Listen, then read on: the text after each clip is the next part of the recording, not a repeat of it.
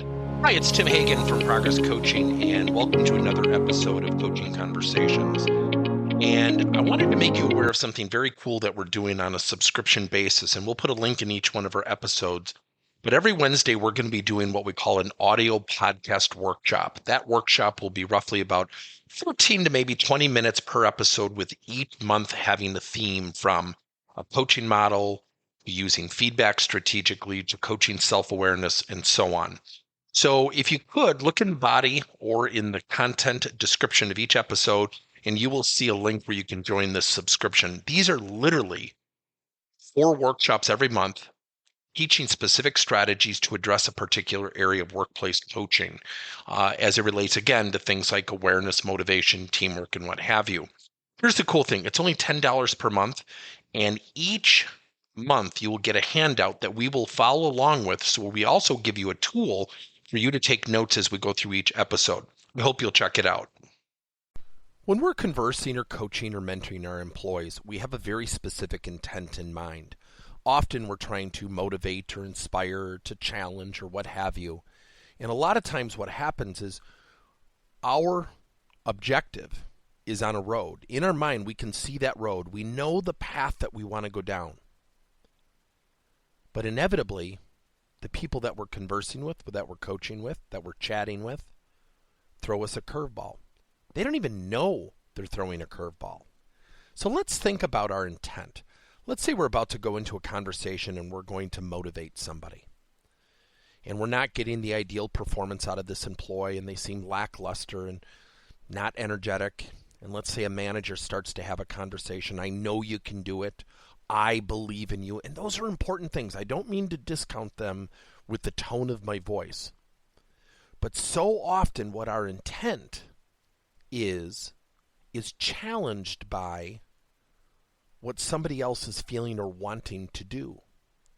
So recently when I was talking to a customer, this manager was telling me exactly what I'm portraying for you right now, and that is this conversation of motivation. And I kept asking him, well, how did it go? And, what happened? And, what were some of the interruptions you experienced? And I could tell his tone changed. He became more frustrated. And I said, are you frustrated with me? He said, no, I got really frustrated in the conversation. I said, well, walk me through it.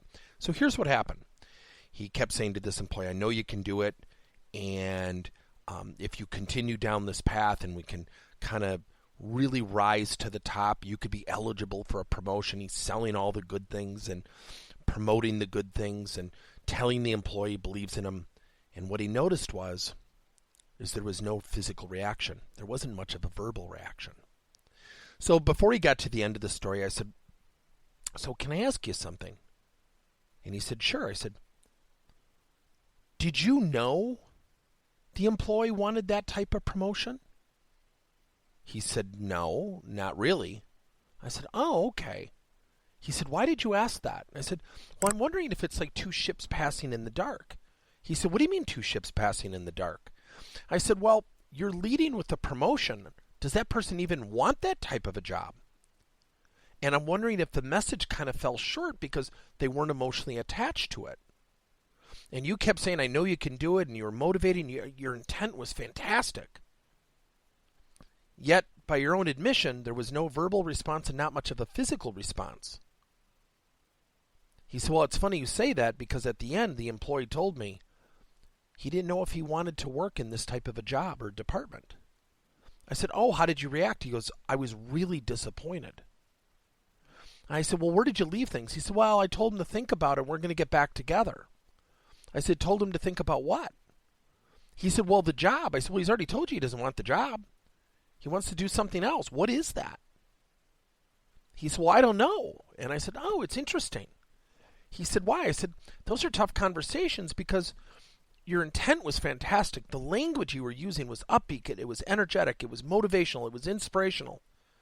And you experienced the inevitable bump in the road. I'm going to give you a detour, boss. He said, that's exactly what happened. And I said, so let me just plant a seed with you. If you knew exactly what that person was looking for, I'm wondering if there's an opportunity to exchange it for higher performance. He said, what do you mean? I said, well, if the person is made the decision or has strong convictions about not working in that department, they want to do something different, you actually could take a 2-week notification and turn that into 6 months of higher productivity and become that person's best sponsor, which is an extension of your leadership. He said, wow, I would never have thought of that. Now, listen, coaching a coach is much easier because I'm in the moment, I can explore things, and that's what we're all challenged by. Our intentions do not equal the desired income all the time. We are going to have that proverbial bump in the road. Our employees are going to take us on a detour. What motivates us does not motivate them. What inspires us does not inspire them. And that's why when we're coaching, we have to ask questions. We have to have as much information as we possibly can to be in a position to motivate and inspire. Thank you for listening to another episode of Coaching Conversations by Tim Hagen and Progress Coaching. Now, our company is always coming out with new and innovative solutions to help leaders coach their employees. And recently, we just created a new service called Coach to You, where leaders can pick and choose topics and assign 7 to 21-day programs for employees to learn and, more importantly, apply actions and then reflect and share what they're going to do going forward as a result of the learning. It's called Coach to You. We're literally bringing coaching to your employees. If you're intrigued, we'll have a link in each one of our episodes where you can get more information. And again, thank you so much for listening to another episode.